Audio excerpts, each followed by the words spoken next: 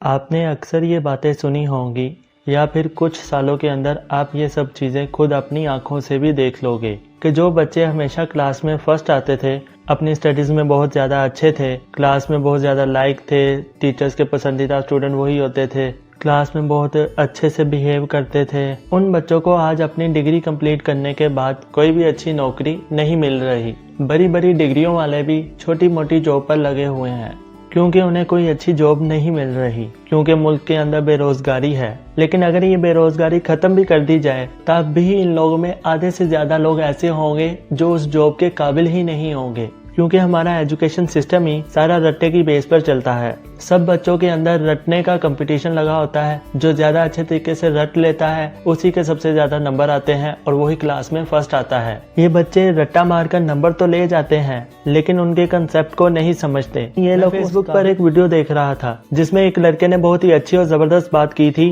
कि किसी कंपनी के सीईओ को अगर ये कहा जाए कि आप अपनी कंपनी के सारे डिपार्टमेंट्स में जाओ और वहां जाकर इंटरव्यू दो, तो इस बात की कोई भी गारंटी नहीं है कि वो उन सारे इंटरव्यू को पास कर लेगा जिस कंपनी को वो इतने सालों से चला रहा है। बल्कि ये भी हो सकता है कि वो आधे से ज्यादा इंटरव्यू में एजुकेशनली ही क्वालिफाई नहीं कर सकेगा।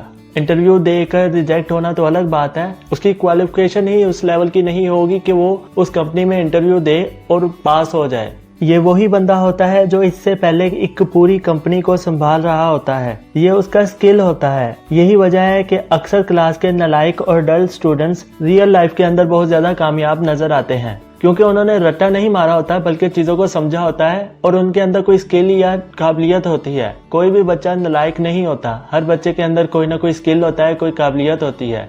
मैं आप लोगों को अपनी लाइफ में से एक एग्जाम्पल देता हूँ। 3 साल पुरानी बात है कि एफएससी में मेरा एक क्लास फेलो होता था जिसके फाइनल एग्जाम के अंदर केमिस्ट्री के सब्जेक्ट में 84/85 नंबर आए थे। सिर्फ एक नंबर कम था उसका केमिस्ट्री के सब्जेक्ट में, लेकिन उस लड़के को पीरियोडिक टेबल के पहले 20 एलिमेंट के नाम भी बिल्कुल याद नहीं थे और उसने सिर्फ आंसर्स को रट्टे मारकर ये नंबर लिए थे, क्योंकि हमारा एजुकेशन सिस्टम सिर्फ रट्टे की बेस पर नंबर देता है। आप कितने काबिल हो इससे उसे कोई लेना देना नहीं है। अगर आपने बुक से एक लाइन पढ़कर वही लाइन दोबारा लिख दी है तो बस आप कामयाब हो। बाद में वो लाइन आपको याद रहे या ना रहे, डजंट मैटर। तो आप खुद सोचो कि जब ये लड़का आगे जाकर किसी इंडस्ट्री में या कहीं पे कोई केमिस्ट बनेगा, क्या ये किसी एलिमेंट को डिस्कवर कर सकेगा? क्या ये केमिस्ट्री के किसी नए फॉर्मूले को याद कर सकेगा जिससे हमें कोई फायदा हो या हमारे पाकिस्तान की इकोनॉमी को कोई फायदा हो? क्योंकि उसने तो सारा रट्टे की बेस पर पढ़ा है। अगर उसके कंसेप्ट क्लियर होते तो शायद वो कोई नया फॉर्मूला इजाद करता जिसकी वजह से केमिस्ट्री की सब्जेक्ट में कोई इवोल्यूशन आती, कोई इनकलाब आता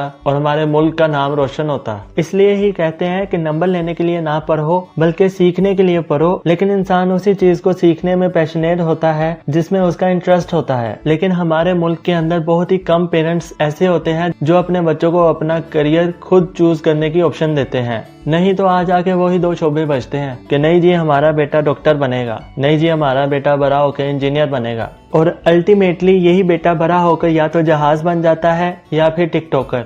यार एक क्लास के अंदर ना टीचर के साथ साथ फ्यूचर का बिजनेसमैन भी बैठा होता है, फ्यूचर का टीचर भी बैठा होता है, फ्यूचर का डॉक्टर भी बैठा होता है, फ्यूचर का फ्रीलांसर होता है, फ्यूचर का मोटिवेशनल स्पीकर होता है, फ्यूचर का आर्टिस्ट होता है, फ्यूचर का यूट्यूबर होता है। फ्यूचर के बहुत से लोग होते हैं जिन्होंने फ्यूचर में बहुत सी डिफरेंट चीजें करनी होती हैं और उनमें हर इंसान का मिजाज दूसरे इंसान से डिफरेंट होता है, किसी का नजरिया डिफरेंट होता है, उनके सोचने का अंदाज डिफरेंट होता है, उनकी कैपेबिलिटी डिफरेंट होती है। तो फिर इन बच्चों को क्लास में सेम बुक्स क्यों पढ़ाई जाती है? अगर आप किसी बंदर को ये बोलें कि स्विमिंग करके दिखाओ और एक मछली को ये बोलें कि दरख्त पे चढ़ के दिखाओ, तो वो दोनों इस काम को करने में फेल हो जाएंगे, क्योंकि वो दोनों इस काम के लिए बने ही नहीं हैं। इसी तरह हर इंसान डॉक्टर या इंजीनियर बनने के लिए नहीं बना। और एक तो हमारे ज़हनों में ये बहुत बड़ी गलतफहमी है कि आर्ट्स और कॉमर्स के स्टूडेंट नालायक होते हैं, साइंस के स्टूडेंट लायक होते हैं, इंग्लिश बोलने वाला एजुकेटेड होता है, पंजाबी बोलने वाला अनपढ़ होता है। बचपन से ही हम लोगों की ट्रेनिंग स्टार्ट हो जाती है, माँ बाप, भाई बहन और आग लगाने वाले रिलेटिव्स, कि अगर तुम्हारे मार्क्स अच्छे आएंगे, अच्छे कॉलेज में जाओगे,